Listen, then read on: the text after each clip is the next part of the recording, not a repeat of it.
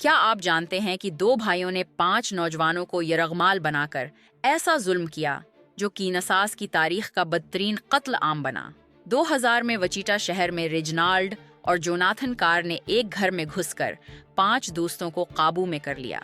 ये कोई आम डकैती नहीं थी। घंटों तक उन्होंने उनके साथ जिनसी तशद्दुद किया, एटीएम से पैसे निकलवाए और फिर उन्हें बर्फीले मैदान में ले जाकर कत्ल कर दिया। लेकिन एक लड़की ने मिर्दा होने का नाटक किया और गोली लगने के बाद भी जिंदा रही। वो नंगे पांव बर्फ में दौड़ते हुए मदद के लिए गई। उसकी गवाही से अदालत में भाइयों की सफाक मंसूबा बंदी का इंकशाफ हुआ। ये दो मुजरिम कैसे आम चोरी से शुरू होकर कातिल बने, ये कहानी आपको हैरान कर देगी।